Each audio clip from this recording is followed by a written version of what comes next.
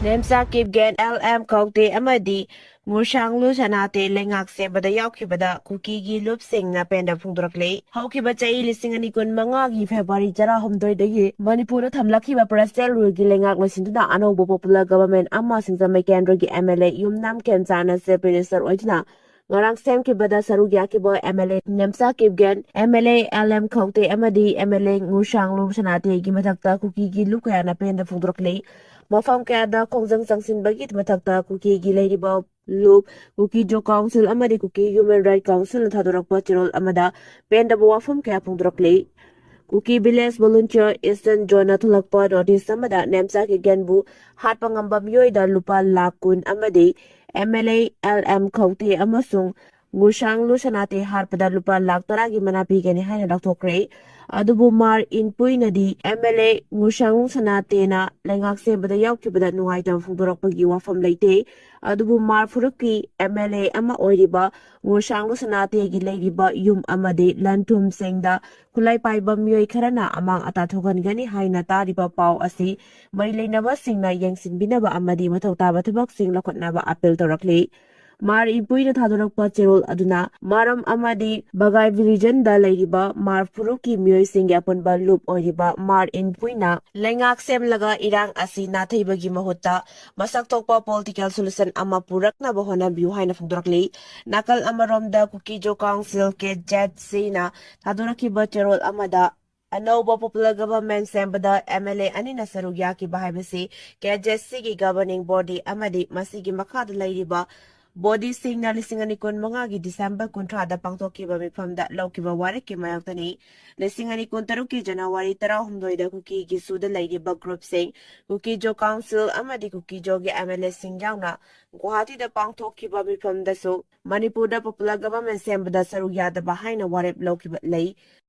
Naga gi Lamda Kuki Changba Thingbagi Khongjang Changsili Sagi Maming Thonjilaga Lambi Semba Yaroi Chawang Kuki Khulai Paibu Singi Kahen Bathabak Toram Singi Mayokta Foothills Naga Coordinating Committee FNCC Amadi Joint Tribe Council JTC na Makhoi gi Lamgi area da Kuki Furuki Myo Singatoga Sintauba Tinglakpa Namit Kun Humdoini Sukre Janawari Tarari Twitigi Haudu Changsiliba Khongjang Adugi Manung Channa Ngarang Sukang Pokpi District ki Laikam Pokpi Liang Mai Naga Furuki Mui Sing na Lambiting Khongjang Changsili Khongjang aduga mari lenana Laikam Pokpi Kulgi Chairman Sangha Chawang na Kuki Kulai Paibu Sing na Nagagi Lamda Micham Miyam da Kian Kangan ba amadi Sugi Kem Hangdok na Bhona bagi mathakta umang koktok laga Popi thabagi thabak kaya sa tarakli Thawong asigi mayokta Nagagi tungan ba Lup Sing na Khongjang Changsili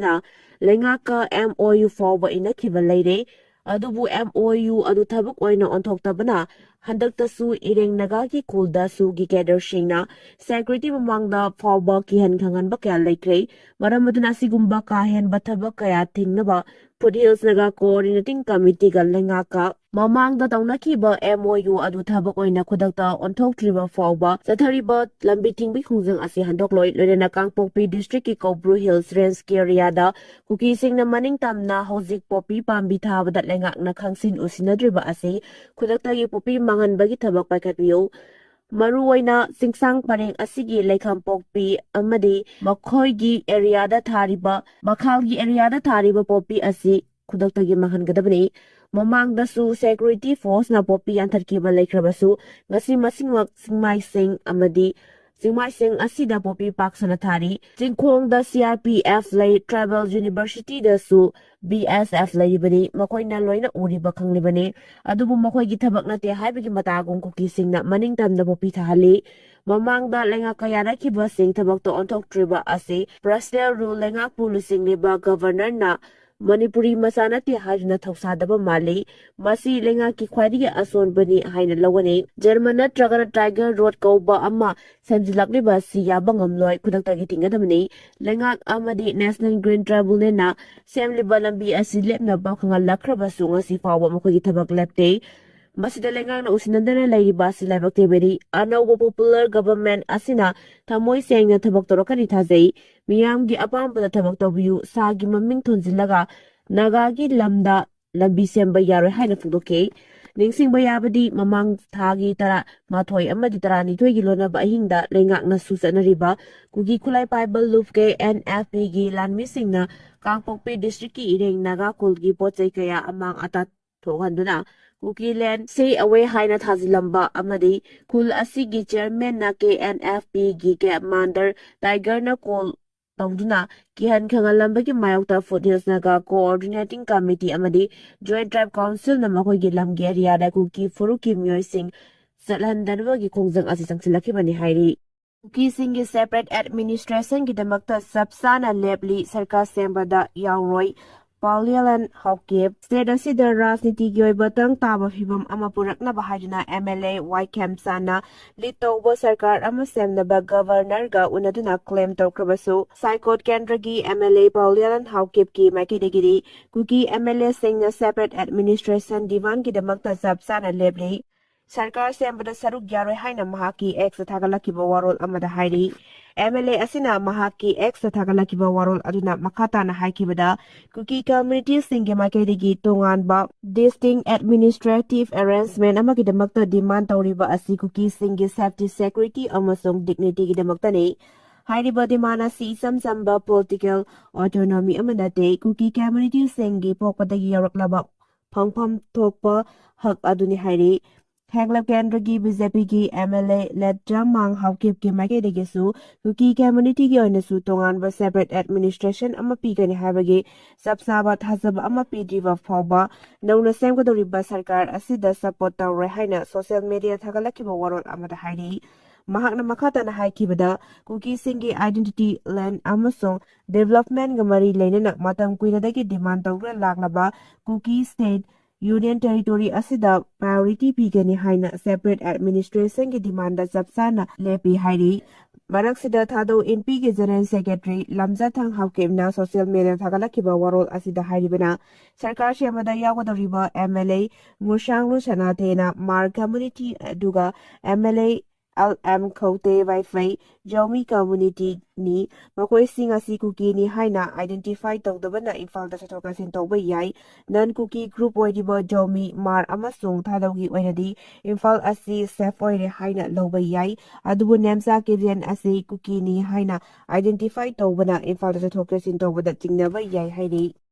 Myanmar ꯖꯨꯟꯇꯥ ꯂꯥꯟꯃꯤꯅ ꯁꯥꯠꯄꯣꯜ ꯚꯤꯂꯦꯖꯇ ꯊꯤꯕ ꯍꯨꯝꯕ ꯆꯠꯊꯗꯨꯅ ꯃꯐꯝ ꯑꯗꯨꯒꯤ ꯌꯨꯝ 90 ꯃꯩ ꯊꯥꯗꯣꯛꯈ꯭ꯔꯦ Myanmar ꯖꯨꯟꯇꯥ ꯂꯥꯟꯃꯤꯅ ꯂꯩꯉꯥꯛꯀꯤ ꯃꯥꯌꯣꯛꯇ ꯂꯥꯟ ꯍꯧꯈꯤꯕ ꯃꯤꯂꯤꯇꯦꯟꯠꯁꯤꯡꯕꯨ ꯅꯝꯊꯅꯕ ꯑꯃꯁꯨꯡ ꯇꯛꯊꯣꯛꯅꯕꯒꯤ ꯊꯧꯔꯥꯡꯗ ꯂꯩꯕꯥꯛ ꯑꯗꯨꯒꯤ ꯇ꯭ꯔꯥꯅꯤꯇꯥꯂꯤꯌꯥ ꯔꯤꯖꯜꯗ ꯂꯩꯕ ꯄꯥꯂꯣ ꯇꯥꯎꯟꯁꯤꯞꯀꯤ ꯁꯥꯠꯄꯣꯟ ꯚꯤꯂꯦꯖꯇ ꯊꯤꯕ ꯍꯨꯝꯕꯒꯤ ꯊꯕꯛ ꯆꯠꯊꯕꯒ ꯂꯣꯏꯅꯅ ꯌꯨꯝ 90 ꯃꯩ ꯊꯥꯗꯣꯛꯈ꯭ꯔꯦ ꯍꯥꯏꯔꯤ ꯖꯨꯟꯇꯥ ꯂꯥꯟꯃꯤꯒꯤ ꯀꯂꯝ ꯑꯃꯅ ꯈꯨꯡꯒꯪ ꯑꯗꯨ ꯆꯪꯁꯤꯜꯂꯛꯄ ꯃꯇꯝꯗ PDFꯀꯤ ꯃꯦꯝꯕꯔꯁꯤꯡꯅ ꯖꯨꯟꯇꯥ ꯂꯥꯟꯃꯤꯒꯤ ꯃꯊꯛꯇ ꯂꯥꯟꯗꯥꯈ꯭ꯔꯕ ꯃꯇꯨꯡꯗ ꯃꯗꯨꯒꯤ ꯄꯥꯎꯈꯨꯝ ꯑꯣꯏꯅ ꯈꯨꯡꯒꯪ ꯑꯗꯨꯗ ꯂꯩꯔꯤꯕ ꯌꯨꯝꯁꯤꯡ ꯑꯗꯨ ꯃꯩ ꯊꯥꯗꯣꯛꯂꯝꯈꯤꯕꯅꯤ ꯍꯥꯏꯅ ꯈꯨꯟꯖꯥꯁꯤꯡꯅ ꯐꯣꯡꯗꯣꯔꯛꯈꯤ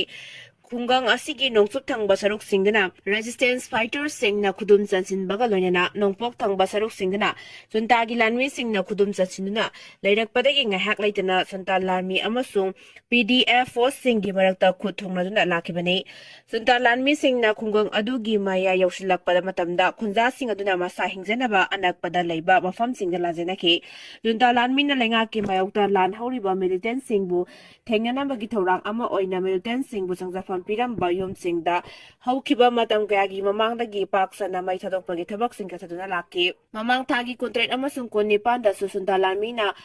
ꯄꯥꯂꯣ ꯇꯥꯎꯟꯁꯤꯞꯀꯤ ꯄꯥꯂꯥ ꯇꯥꯎꯟ ꯋꯥꯔꯗ ꯅꯝꯕꯔ 4ꯗ ꯌꯨꯝ 100ꯒꯤ ꯃꯊꯛꯇ ꯃꯩ ꯊꯥꯗꯣꯛꯇꯨꯅ ꯃꯥꯡꯍꯜꯂꯝꯈꯤ ꯍꯥꯏꯔꯤ ꯖꯨꯟꯇꯥ ꯂꯥꯟꯃꯤꯅ ꯏꯊꯅꯤꯛ ꯔꯥꯏꯚꯦꯜꯁꯤꯡꯕꯨ ꯃꯥꯏꯊꯤꯕ ꯄꯤꯅꯕ ꯆꯠꯊꯔꯛꯄ ꯊꯧꯔꯥꯡꯒꯤ ꯃꯅꯨꯡ ꯆꯟꯅ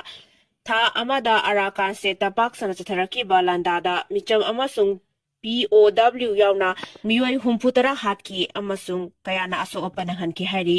DMCꯅ ꯊꯝꯂꯛꯄ ꯗꯦꯇꯥ ꯑꯃꯗ ꯆꯍꯤ ꯑꯁꯤꯒꯤ ꯖꯅꯋꯥꯔꯤ ꯊꯥ ꯈꯛꯇꯗ ꯃ꯭ꯌꯥꯟꯃꯥꯔ ꯖꯨꯟꯇꯥ ꯂꯥꯟꯃꯤꯒꯤ ꯂꯥꯟꯗꯥꯗ ꯃꯤꯆꯝ 12 ꯍꯥꯠꯈꯤ ꯑꯃꯁꯨꯡ 3ꯅ ꯑꯁꯣꯛ ꯑꯄꯟ ꯅꯪꯍꯟꯈꯤ ꯍꯥꯏꯔꯤ ꯖꯨꯟꯇꯥ ꯂꯥꯟꯃꯤꯅ ꯑꯦꯌꯔ ꯁꯇ꯭ꯔꯥꯏꯛ ꯑꯥꯔꯇꯤꯂꯔꯤ ꯁꯦꯂꯤꯡ ꯑꯃꯁꯨꯡ ꯂꯦꯟꯃꯥꯏꯟꯁꯤꯡ ꯄꯣꯈꯥꯏꯍꯟꯗꯨꯅ ꯃꯤꯆꯝ ꯃꯤꯌꯥꯝꯒꯤ ꯃꯊꯛꯇ ꯂꯥꯟꯗꯥꯈꯤꯕꯒꯤ ꯍꯥꯏꯅꯁꯨ ꯊꯥꯖꯕ ꯌꯥꯕ ꯄꯥꯎꯒꯤ ꯂꯤꯈꯨꯜ ꯑꯃꯅ ꯐꯣꯡꯗꯣꯔꯛꯄꯒ ꯂꯣꯏꯅꯅ ꯔꯈꯥꯏꯟ ꯁ꯭ꯇꯦꯠꯇ ꯁꯤꯈꯤꯕ ꯃꯤꯑꯣꯏꯁꯤꯡ ꯑꯌꯥꯝꯕꯅ ꯖꯨꯟꯇꯥꯒꯤ ꯅꯣꯡꯊꯛꯇꯒꯤ ꯂꯥꯟꯗꯥꯕꯅꯤ ꯍꯥꯏꯔꯤ ꯃꯃꯥꯡ ꯊꯥꯒꯤ ꯀꯨꯟꯗꯁꯨ ꯖꯨꯟꯇꯥ ꯂꯥꯟꯃꯤꯅ ꯀꯦꯁꯇ꯭ꯔꯣ ꯇꯥꯎꯟꯁꯤꯞꯇ ꯍꯥꯡꯕ ꯆꯥꯎꯇꯨ ꯗꯤꯇꯦꯟꯁꯟ ꯀꯦꯝꯞꯇ ꯅꯣꯡꯊꯛꯇꯒꯤ ꯂꯥꯟꯗꯥ ꯆꯠꯊꯗꯨꯅ POWꯒꯤ ꯐꯦꯃꯤꯂꯤ ꯃꯦꯝꯕꯔ 12 ꯍꯥꯠꯈꯤ Sahi nauribi nupi masada nataba licha chalubani haiba miyoi ama KCP PWZ na warakre. Sahi nauribi nupi masa ama nataba licha chalubani haiba maibam asay zit kauba Khongjang mayay lekay digi miyoi ama Kangleipa Communist Party PWZ na MC Unification na warak labang matung imong manung na sinakre haide. Lalharuba sige PRO singkay ngaman thadurok pachero lamada mamang thagtagi nauna lamdam asi nupi singbo awang batakta Khongjang lamdam oidra lakli ngasi fawba lamdam masida layriba nupisingda ahenba sakti piri amadi awang bathaktai kai kumnari asigumba kunai asigi fazaraba sanabi asigi wangmada thabok torakpa singbu party na kanba mijeng changuna lakle ngasi phawba tuhorpi ba opi nabi ba amadi nupi oibi singi kai kumnaba manghanbagi mathakta party na jarak piduna lakle masigi saruk ama oina handak sahi nauribi nupi masa mabui kai kumnaba manghanbagi damakta miyamna wakatpagi matung inna party na maibam asayji Khongjang mayay lekay Thobal district hariba miyoi asi lupna warak watem laba matungda imong manungda sinakre amadi masana maral yazana party da changjarakpagi damakta amadi magi imong manung amadi tunggi yenglaga matung amuk hana tawbunaba ariba warning pikre Kangleipa kasida layriba isi chanseng naso Fataba miyoi singdigi lapna lainaba khanghalei lamdam asigi nupi singasu social media platform asida yenghaidaba firol setpa amadi uhaidaba video semba lepnaba party na khangalakli asiguma makhata na taruklabadi party na ngakpiba ngamlo haina su cherolas na makhatarakli Gazada Israel gi maikaydi jatharakpa attack ta angang amasung nupi yauna miyoi 33 hatkre hospital official Israel gi maikaydi kapsilaki ba nongmay sing na parbadagi Gazada angang amasung nupi yauna Palestine macha 33 hatkre haina mafam maduda layba hospital official sing gi maikaydi phungdurakli amaromda Israel gi maikaydi thamlakpa wafam amada militancy na kablakpa nongmay na makoygi Lanmi amasoki hairi Mamang sahigi October thadagi chatnaba hawkiba ceasefire adugi matung lepa laitana Israel gi maikaydi satharakpana strike satharakpana hawzik fawbada Palestine macha Changwaga kontra hatkre madugi manungda sikiba miyoi 33 aduna khwaidigi nauba oiribani haina Gazagi Health Ministry gi maikaydi phungdorkli USA na mateng pangduna Israel amasung Hamas ki marakta yasinana bohonarakliba tabak tharamda attack sing asina yamna achouba mangjaba ama leire genocide ki moong zatharakpa lal adu hauzik fawbada loidabagi fibamda leire haina mafam maduda leiba Palestine masa singi maikaydi ki phungdorkli Sifa Hospital haina khangnaba Gazada leiriba hospital asigi director Dr. Mohammed Adu Seniana phungdorakpada ceasefire kadaida leikrabage mediator sing kadaida chakrabage haina penda phungdorakli Hamas ki maikaydi ki thawdok adubu makoyna yanakiba ceasefire gi kanglon sing tugaibani haina Israel da maran siri amaromda Israel gi military gi maikaydi ki thamlakiba wafamda makoygi Lanmi singi matakta Hamas militant sing atharakpa attack amadi violence sing adugi paukom pibani hawzik phawbada Israel gi Lanmi ahom sikre haina phungdorakli ngarang ayu awang thangba Gazada leiriba tufada leiba building amada Israel gi Lanmi sing anongmay kapsinbadagi yamdrabada miyoi 13 shiki makoy imung amagi miyoyna ayambani maduda supnatagi numit 10 tangairiba nupi masa amaga tha manga suraba atopa angang amaga susiki thawdogaduda makoygi mama mapa amasung mabok susiki haina Sifa Hospital gi maikaydi phungdorakli Israel gi military na phungdorakpada militant sing na nongmay kapa horakpadagi makoygi aircraft amadi armor unit sing na khut hanbada thawdok adu thokibani hairi maduda soklaba Israel gi Lanmi adu hospital da laikatnari haina su thamlakli topagi thawdok adu natana atopa mafam sing da sikiba Palestine masa sing adugi matangdagi Israel gi maikaydagi singdurakpa leitre